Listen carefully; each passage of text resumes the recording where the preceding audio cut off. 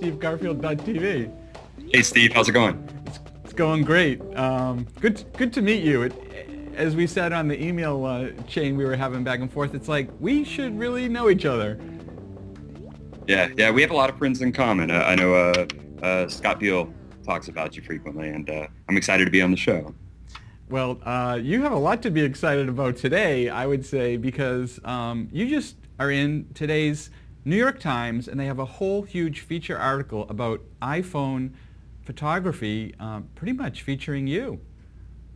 Yeah, that was a piece that started about 2 months ago, and when it started, it was going to be about taking photos with iPhones, which has kind of been done already in the New York Times, and then it was going to be about the Insta walks, which are the photo walks that we do with iPhones, and then all of a sudden they were asking for all these other photos, like these experimental photos that I was doing. So I really had no idea, even it was going to be in the business section, I had no idea exactly what to expect.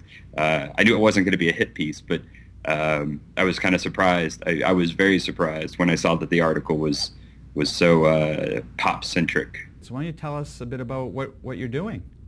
Sure. Yeah. There's actually a couple things that I'm doing. I am really enjoying kind of traditional photography with the iPhone, but I also thought it would be great to really push what apps were out there, and trying to do weird combinations of stuff. So I started a year-long daily app experiment 261 days ago.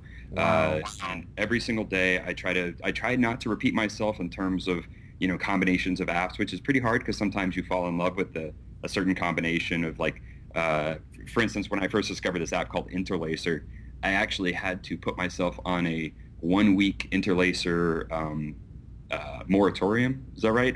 Yeah. To make sure I was still exploring other stuff, because I had like 8 days of doing tricks with Interlacer.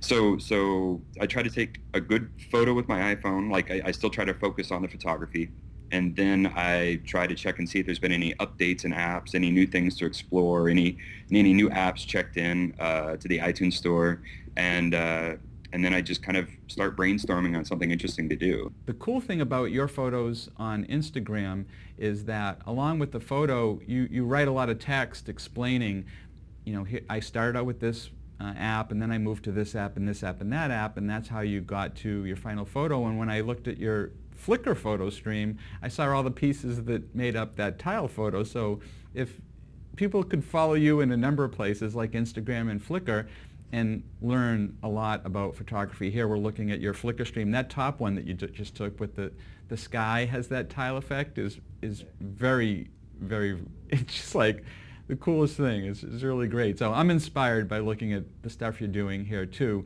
Now let's bring it back to actually the reason that I found I wanted to interview you today. Like, all this stuff is great, is that you just took a job with well, the application I know it as is Postagram, as the social media guy for them, and that allows people to, from Instagram, send a hard copy postcard of their photos